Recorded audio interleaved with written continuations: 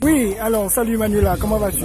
Ça va, en fait ça pourrait aller mieux. Ça pourrait aller mieux, et pourquoi ça pourrait aller mieux? Mais ça pourrait aller mieux dans le sens que s'il y avait des bus, tout serait génial, ça fonctionnerait comme sur des roulettes, mais malheureusement il y a encore certains qui souffrent et puis le service public la délégation de service public de la CFTI qui se termine à la fin le mois prochain, donc on ne sait pas à quel sens s'engager, qui va reprendre. Est-ce que c'est une société privée, est-ce que ce sera une régie, donc nous sommes dans les perspectives.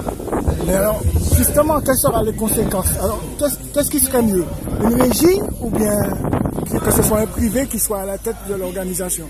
Bon, certains souhaiteraient que ça soit une régie parce que ça sous-entend qu'on reprend tout le personnel, et d'autres voudraient que ça soit une société privée parce que il y aurait un petit nettoyage et que peut-être qu'on remettrait tout à plat et puis on recommence à zéro. Donc, je ne suis pas mieux placée pour dire si c'est mieux une régie ou une privée. L'important, c'est que l'usager, lui, il ait un transport de qualité. Voilà. Mais est-ce qu'on peut dire que à ce niveau qu'il y a un manquement de formation peut-être pour certains agents? Est-ce qu'il y a un manque de moyens? Qu'est-ce qui fait que ça dysfonctionne autant en fait? Je pense que c'est au niveau du management, au niveau de la logistique, c'est tout ça qui fait que ça ne fonctionne pas. Parce qu'on a les outils qu'il faut, mais peut-être qu'effectivement aux commandes, ça va pas. Donc il faut tout revoir justement. Et qu'est-ce que disent les usagers? Qu'est-ce que disent les usagers par rapport à la situation actuelle? Les usagers un petit peu, ils sont satisfaits du fait que c'est repris, mais ils sont chimériques quand même. Et certains continuent malheureusement à ne pas payer le bus.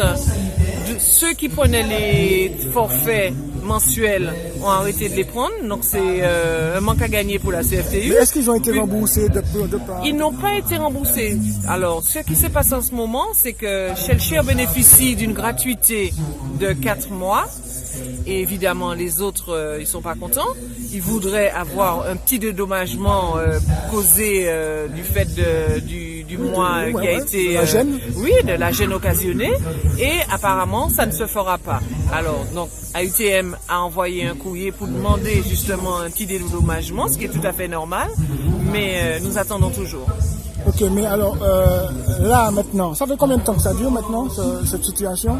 La situation, ça fait 5 mois, hein, ce mois-ci, ça a fait 5 mois, mais 5 mois mélangés entre reprises, il y a eu un petit peu de tout, sauf Shellshare qui a été réellement paralysé pendant les 4 mois et demi. Alors j'ai cru savoir que au niveau des Gilets jaunes, qu'ils demandaient à ce qu'il y ait un transport non seulement gratuit pour les personnes âgées, aussi les étudiants, et puis que bien sûr qu'il y ait aussi un équipement adapté aux personnes qui soient à mobilité réduite et quelque chose qui puisse desservir complètement toute la Martinique. Est-ce qu'il faudrait que ça? AUTM a fait cette demande justement un forfait solidaire.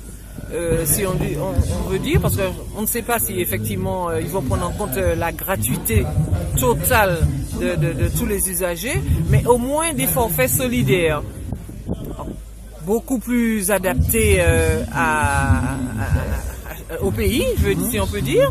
Donc c'est en instance, donc on attend de voir. Ce qui ferait qu'il y aurait moins de fraude aussi. Enfin, on espère, parce que ça a été prouvé ailleurs que la gratuité et les forfaits solidaires diminuent les fraudes, la casse, les agressions, des choses comme ça. Donc, nous attendons, nous verrons. Et est-ce qu'il faudrait que les Martiniquais et tout un chacun puisse vraiment s'investir dans l'initiative de prendre en main, si on peut dire, le transport en Martinique? Est-ce qu'il faudrait un engagement de la population ou rester en attente comme ça? Oui, mais de la population, qu'est-ce qu'elle peut faire? Bon, nous sommes montés au créneau, nous avons fait des mobilisations et tout. Nous seuls, nous ne pouvons pas. Donc ce sont les personnes les dirigeants qui peuvent mettre en place le transport. C'est à eux, parce que tout individu a le droit de circuler d'un point A à un point B. Donc c'est tout à fait dans la Constitution. Donc la mobilité est importante. Mais comment ça serait peut-être possible que le citoyen, que le Martiniquais puisse, est-ce qu'on peut imaginer qu'il puisse porter des idées pour que justement les responsables puissent...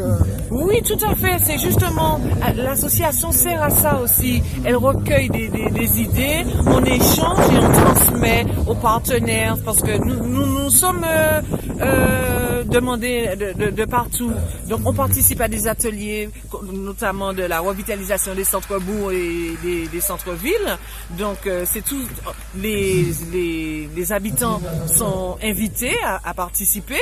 Malheureusement, beaucoup ne viennent pas aux ateliers. Ce serait intéressant parce que notre avis compte pour beaucoup. Parce que c'est pas normal qu'un monde qu'a sorti ailleurs et puis qu'a dit nous que c'est pas la bis là pour passer, mais pas là.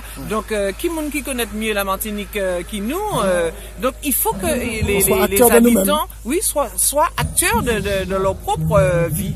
D'accord. Un contact pour tout ça? Oui, alors c'est le 06 96 26 75 21. Ok, merci beaucoup.